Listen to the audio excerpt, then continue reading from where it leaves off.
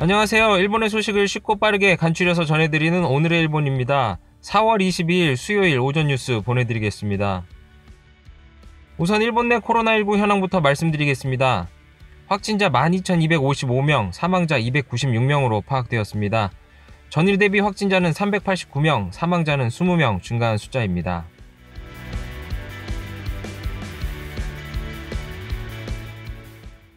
(21일) 도쿄에서는 123명의 감염이 확인되는 등 전국에서 총 390명이 확진 판정을 받은 것으로 파악되었습니다.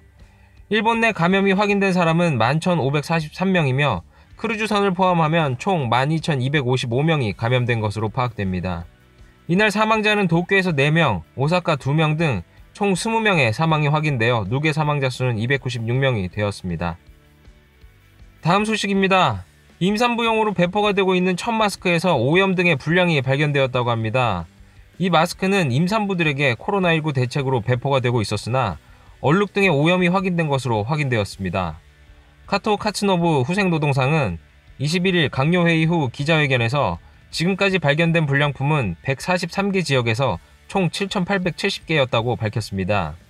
또한 각 지자체 측에 배포를 중지하고 회수하여 즉시 원인을 분석하고 있으며 제조사 건품 체제의 확인 및 건품 강화를 요청했다고 발표했습니다. 참 말도 많고 탈도 많은 마스크네요. 위생용품인데도 불구하고 오염까지 되어 있고 이건 뭐 받아도 찝찝해서 얼굴 근처에는 갖다 대기도 싫을 것 같습니다. 다음 소식도 마스크에 대한 소식입니다. 후생노동성은 21일 전세대에 2매 배포하는 아베노 마스크를 수주한 기업 3개사와의 계약 금액을 밝혔다고 합니다. 이는 3인당의 후쿠시마 미즈오 의원의 질의에 서면으로 답변한 내용이며 후쿠시마 의원의 트위터에 답변 내용에 대해 공개를 하였습니다. 답변에 따르면 쿄와 주식회사 54.8억엔, 이토추 상사 28.5억엔, 마츠오카 코퍼레이션 7.6억엔으로 총 90.1억엔이라고 밝혔습니다. 이 답변에 마스크 배수 등의 계약에 대한 구체적인 내용은 기재되지 않은 것으로 알려졌습니다. 당초 마스크 배포에 466억엔이 소요된다고 일본 정부가 밝혔었는데요. 배송비가 300억엔이 넘게 드는 것도 아닐 거고 90억과 466억엔은 너무 차이가 많이 나는 거 아닌가 싶은 생각이 듭니다. 다음은 도쿄올림픽 관련 소식입니다. 국제올림픽위원회 IOC의 홈페이지에 올림픽 연기에 따른 추가 비용을 대부분 일본 측에서 부담할 것이라는 글을 게시하였다고 합니다. 주요 내용으로는 아베 총리는 현행의 계약에 기초하여 추가 부담은 일본이 계속 부담하며 IOC도 비용의 부담에 책임을 갖는 것으로 합의하고 있다. IOC의 추가 부담은 수억 달러에 이를 것이 분명하다라는 내용입니다. 일본 측은 인건비 및 시설 보수 등에 발생하는 비용으로 IOC의 표현대로라면 대부분의 추가 비용은 일본에게 부담을 강요하겠다는 선명한 의지가 보입니다.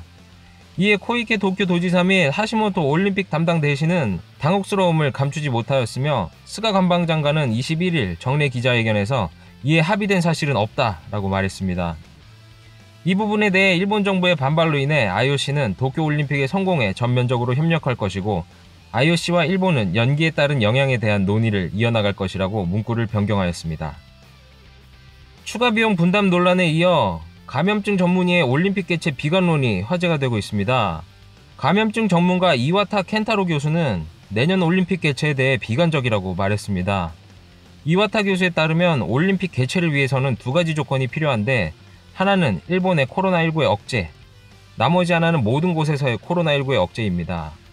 하지만 일본은 내년 여름까지 코로나19 확산을 통제하더라도 세계 각국이 모두 그렇게 될 것이라고는 생각하지 않는다는 입장을 밝히며 무관중 경기 등 올림픽 운영 자체를 근본적으로 바꾸지 않는 이상 대회는 치르기 어려울 것이라고 내다봤습니다. 내년 여름까지 백신과 치료제 개발을 장담할 수 없는 상황 속에 과연 도쿄올림픽은 무사히 개최가 될 수 있을지 궁금합니다. 다음은 코로나19로 자숙이 필요한 시점에 외부 활동을 이어가 연일 구설수에 오른 아베 총리의 부인 아키에 부인의 소식입니다. 매번 상식을 벗어나는 행동에 국민들의 불신이 최고조에 달하고 있으며 자민당 내에서도 문제없는 행동이라고 감싼 아베 총리에 대해 불만의 목소리가 쏟아지고 있다고 합니다. 이에 누리꾼들은 부인의 비상식적 행동을 두둔하는 자민당 총재에 더 분노해야 한다. 전 국민은 자숙을 요구하고 부인이 꽃구경 가는 걸 보고 사과는커녕 반론을 하는 총리는 잘못되었다. 왜 같은 당내에서 아베 총리를 지지하는지 모르겠다는 등 비판의 목소리가 이어졌습니다. 이에 더해 아사히 신문에서 18에서 19일 실시한 여론조사에서 코로나19 확산 방지를 위해 아베 총리가 지도력을 발휘하고 있는가라는 질문에 발휘하지 못한다라는 의견이 57%로 발휘하고 있다의 33%를 크게 웃돌았습니다. 여당 지지층에서의 평가는 상반된 분위기였습니다. 우선 아베 총리의 자민당 지지층에서는 발휘하고 있다라는 의견이 56%로 우위를 보였으나 공명 지지층과 무당파에서는 발휘하지 못한다라는 의견이 각각 60%, 65%를 차지하였습니다. 각종 여론조사에서 아베 내각에 대한 지지율은 점점 떨어지고 여당 지지층 내에서도 좋은 분위기는 아닌 듯 보여 아베 총리의 위기임에 분명한 것 같습니다. 다음 소식입니다. 21일 오전 8시 반경 후쿠오카시 미나미쿠에 위치한 장어요리 전문점에서 가게 주인의 6세와 3세 딸을 인질로 삼아 인질극이 벌어졌습니다. 건물 안으로 들어간 수사관이 문 너머로 설득을 지속하며 인질극이 시작된 지 약 6시간이 지난 오후 2시 반경 강금 및 주거침입의 혐의로 후쿠오카 현경에 의해 체포되었습니다. 인질로 잡혀있던 자매 중 6세의 여자아이가 오른쪽 손가락에 가벼운 상처를 입었지만 다행히 생명에는 지장이 없는 걸로 밝혀졌습니다. 범인은 며칠 전 해당 가게에서 해고된 종업원으로 평소에 원한이 있었으며 주인과 금전적인 부분에 대해 문제가 있었던 것을 원인으로 보고 있습니다. 다음 소식입니다. 21일 긴급사태가 선언이 된 후 2주일이 지났습니다.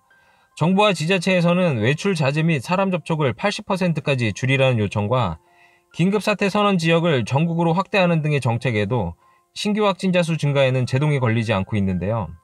2주가 지나고 긴급사태 선포 해제일인 5월 6일까지 2주 남은 상황에서 발령기한을 연장할지에 대한 여부를 신중하게 판단할 방침이라고 합니다. 4월 말부터 시작되는 골든위크에 더욱 사람들의 이동으로 감염이 더 확대될 가능성이 있어서 연휴 동안 시민들이 얼마나 잘 참을 수가 있느냐가 관건이라고 보고 있습니다. 해제 또는 연장 여부의 결정에 정부 고위 당국자는 그때의 상황에 달렸다며 전문가의 의견을 들으며 직전까지 추이를 지켜볼 생각이라고 밝혔습니다.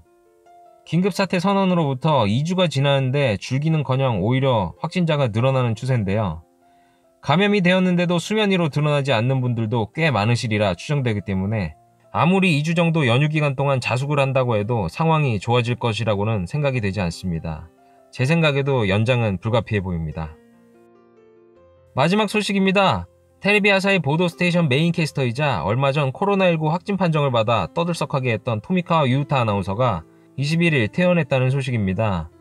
이날 방송된 보도스테이션에서는 코로나19 바이러스에 감염되어 입원 치료를 계속하고 있던 토미카와 아나운서가 2번의 PCR 검사에서 음성 판정이 나왔으며 병세도 안정된 모습을 보여 오늘 퇴원하게 되었다라는 보도를 하였습니다. 토미카와 아나운서는 향후 일정 기간에 자택 요양에 들어가는 것으로 밝혀졌습니다. 오늘의 일본 소식은 여기까지입니다. 날씨가 꽤 춥고 바람도 강하게 부는 날씨입니다. 감기 걸리지 않도록 조심하시고 코로나19도 항상 조심하시기 바랍니다. 저는 또 새로운 소식으로 찾아뵙겠습니다. 시청해주셔서 감사합니다. 이그저튜브였습니다.